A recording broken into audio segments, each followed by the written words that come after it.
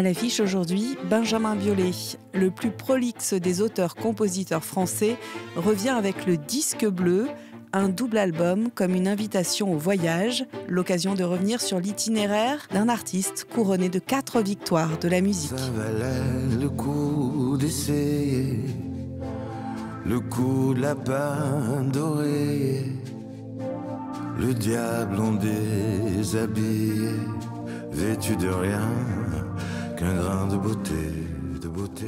Bonjour Benjamin Biolay, comment allez-vous ? Ça va très bien. Le Disque Bleu, justement, un album très inspiré, un coup d'éclat pour certains critiques musicaux, l'album du retour de flamme, dites-vous. Ce Disque Bleu, est-ce que c'est la somme de 24 ans de musique ? Non, ou sinon ce serait la somme de 52 ans de musique, ce qui est mon âge, quoi. Mais quand je fais un disque, je pense pas en termes de discographie, j'ai toujours l'impression que c'est le premier, en vérité. Dans la forme comme dans le fond, je suis Capricorne et mauvais garçon, écrivez-vous. C'est quoi, Benjamin Biolay, être un mauvais garçon ? C'est être un peu rétif à l'autorité et à des choses comme ça. Moi, dans mon cas, ça va pas plus loin, quoi. C'est d'éviter d'être où on m'attend et puis parfois d'être un petit peu rebelle, mais pas... Je suis pas le tché, hein. Un petit peu dans la provoque ? Non, j'ai jamais aimé la provocation gratuite.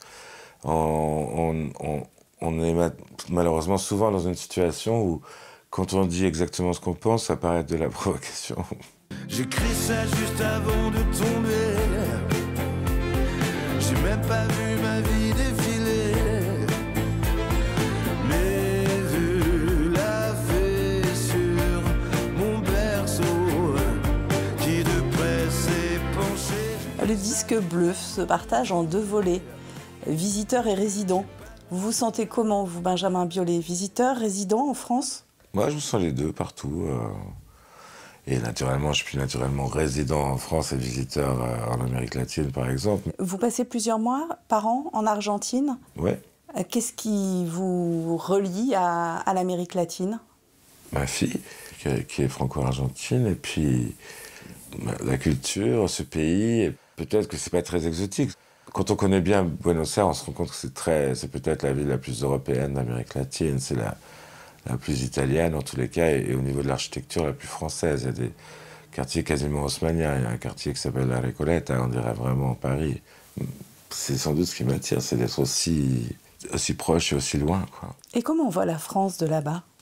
On voit la France de manière très positive quand on est dans le milieu de l'art ou de ce genre de choses. Les gens ont beaucoup d'admiration pour la littérature française, la chanson française, le cinéma français au-delà de tout, et une espèce de haute idée de la France comme pays des droits de l'homme et pays des droits sociaux, surtout la sécurité sociale, par exemple, c'est quelque chose qui fait rêver les gens un peu partout dans le monde, et particulièrement là-bas. En tous les cas, c'est le titre Le Penseur qui ouvre ce dernier album. Le monde sensible, le monde des idées, la mer, c'est votre refuge ?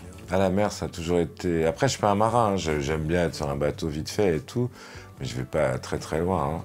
Mais j'aime la présence de la proximité de la mer, de l'eau en général. Et puis au cas où, je dis bien au cas où, il n'y aurait rien là-haut, pourrais-je emmener les poteaux? Ils regardent la route de l'exil et se demandent où vont les îles et les grands oiseaux indociles en forme de signaux de détresse. Ils rêvent des berges du Tibre, du Nil, humant la fumée d'une de Nil. Il reste au loin quelques collines allongées dans la brume épaisse. Depuis des années, vous composez pour les plus grands. Qu'est-ce qui crée chez vous ? Je crois que ça vient à l'adolescence, cette envie d'écrire, et puis ensuite cette envie de composer. Au début, j'écrivais en anglais, parce que je chantais en anglais avec mon premier groupe, et puis c'est la pulsion naturelle de 95% des auteurs-compositeurs de ma génération d'avoir envie de faire des sons en anglais, comme tous les groupes qu'on adorait. Et puis assez vite, je me suis dit, il n'y a qu'en français que ça peut être bien, et là, j'ai ouvert un tiroir sans fin. En fait, il a fallu que je j'aille un peu plus loin dans mon éducation littéraire, etc., et que je me mette à écouter de la chanson française que je n'aimais pas naturellement. Je n'étais pas attiré naturellement par la chanson française. Et justement, on va en parler parce que reprendre Louis Aragon ou Georges Brassens, chanter à la manière de Gainsbourg, tout ça on le retrouve sur l'album. Ces trois-là, Aragon, Gainsbourg, Brassens, ils font partie de votre panthéon ? Aragon, sans doute un peu, parce qu'il a écrit plein de chansons. Enfin, il a écrit plein de poèmes qui ont été mis en musique. Et j'adore lire Lettres à Elsa et des choses comme ça. Mais Gainsbourg et Brassens, ça fait partie de mes piliers, oui. Pourquoi ? Gainsbourg, depuis toujours. Brassens, c'est plus récent. Hein, mais parce que j'aime... Je me répète, on dirait un perroquet, mais c'est parce que c'est la chanson. Ils ont amené des choses tellement fortes à la chanson. Ils ont été tellement inspirants pour les gens qui, comme moi, ne sont pas des vocalistes, mais juste des interprètes de chansons, que voilà, ce sont des modèles et leurs exigences respectives pour la musicale et textuelle ou poétique sont chez les deux hyper intenses. C'est des grands musiciens, c'est des grands paroliers. Et trois poètes, finalement ? Trois poètes, bien sûr.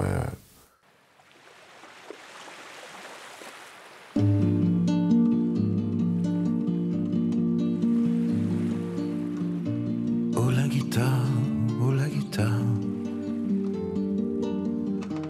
en sa gorge et mon cœur enclos. Moi qui ne fus qu'un chien bâtard, je n'ai vécu que de sanglots. Je n'ai vécu que de sanglots. Des guitares, vous en avez 160, vraiment ? Non, je dis ça au hasard. Non, mais j'en ai un peu partout. J'en ai précisément à genre... Si j'en vois une à 14 € dans un dépôt-vente, je l'achète, hein, moi. J'adore les guitares, quoi. Donc dans la maison, il y en a un peu dans toutes les pièces, des trucs, mais j'ai 3 bonnes guitares. Qu'est-ce qu'il représente pour vous, cet instrument ? La liberté, il m'a permis tout. Après, j'ai appris un peu le piano, et puis j'ai composé parfois au piano, mais c'est quand j'ai eu ma première guitare à moi que c'est comme si on m'avait fait un virement ou qu'on m'avait offert un passeport plurinational, enfin un truc, c'est la liberté. Votre album est aussi teinté de pop, comme souvent, de bossa nova, comme le précédent. Vous voyagez beaucoup, on en a parlé, l'Argentine, le Brésil. Est-ce que vous pensez que l'herbe est plus verte ailleurs, Benjamin Biolay ? Non, pas du tout, non.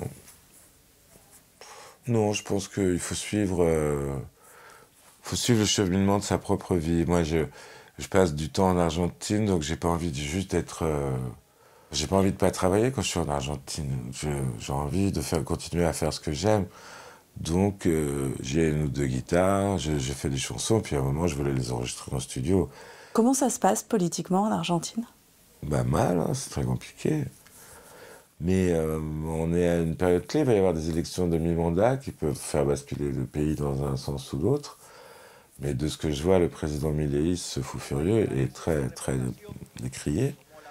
Mais on va voir. En tous les cas, je connais énormément de gens qui regrettent profondément d'avoir voté pour lui. Et qu'est-ce que vous constatez depuis son arrivée au pouvoir ?